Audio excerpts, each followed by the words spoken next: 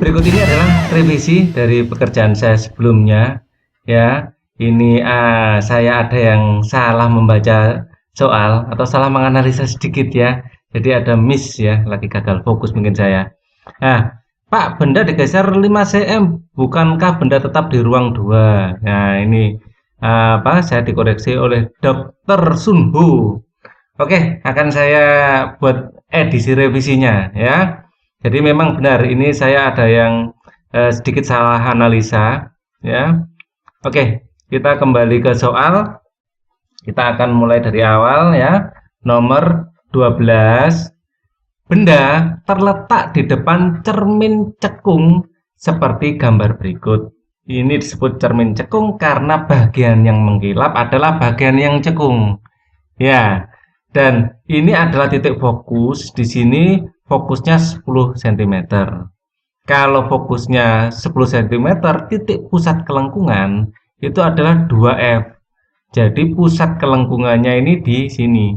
Ya, berarti pusat kelengkungannya di ini P ya, di titik 20 cm dari cermin. Ya. Nah, ini kesalahan saya sebelumnya.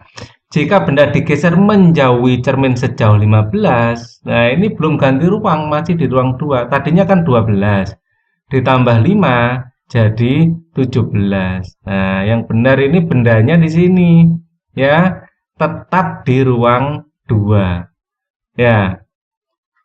Kemudian, nah, sebelumnya juga saya terangkan, untuk cermin seperti ini kita mengenal ada ini disebut ruang pertama. Antara fokus dengan cermin itu ruang pertama, antara pusat kelengkungan dan fokus itu adalah ruang kedua, lebih besar dari fokus ya adalah ruang ketiga, dan di belakang cermin itu adalah ruang keempat.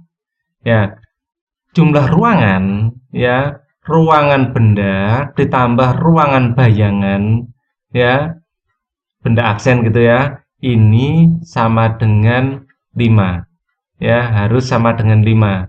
Jadi bisa ditebak karena ini bendanya di ruang 2, pasti nanti bayangannya di ruang 3. Ya, dan nomor bayangan kalau lebih besar, berarti juga bayangannya diperbesar. Nah, tapi kita harus menggunakan sifat-sifat sinar. Ya, sifat yang pertama. Ya, sifat yang pertama, sinar kalau sejajar garis lurus dipantulkan melalui fokus. Ya, sejajar sumbu utama, maaf. Sinar kalau sejajar sumbu utama, ini adalah sumbu utama.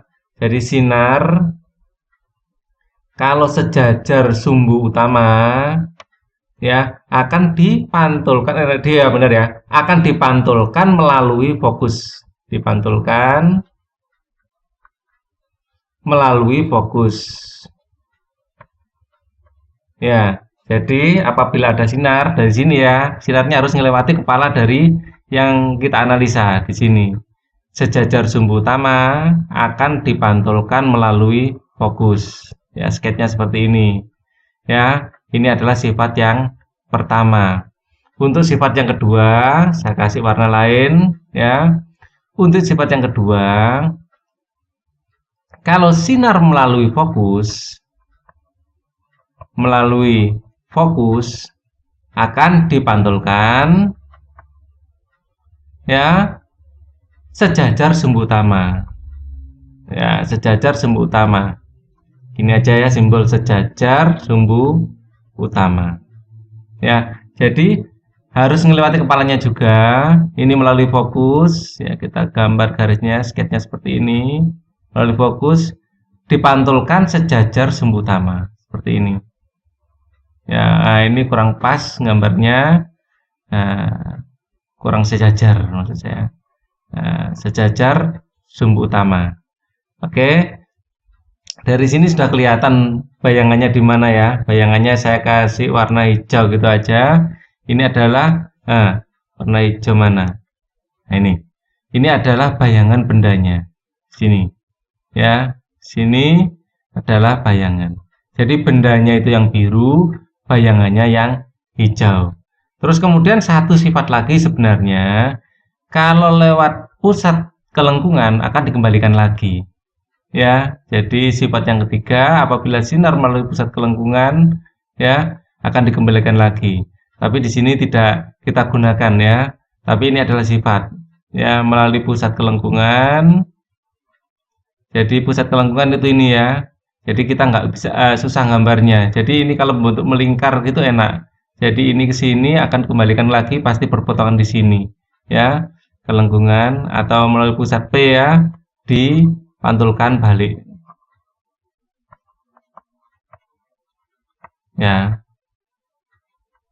Oke, di sini tidak saya gambar yang orange ya. Oke, jadi dari sini akan kita simpulkan bagaimana sifat-sifatnya, sifat bayangannya seperti apa.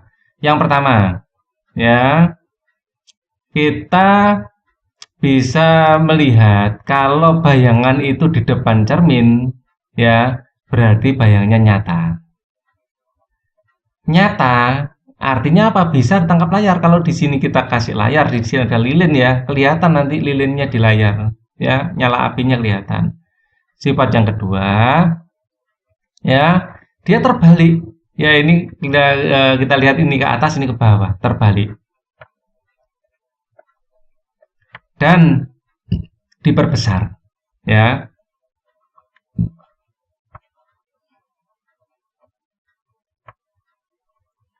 Kita lihat kan, ini yang hijau lebih besar daripada yang biru. Jadi jawabannya adalah yang A. Oh ya, sebagai tambahan satu lagi kita cek ruangannya ya. Jadi ruangan benda di ruang 2, bayangannya di ruang 3. Ruangan bayangan lebih besar, maka bayangan juga diperbesar. Ya, ini untuk mengecek ulang. Baik, ini revisi untuk nomor 12.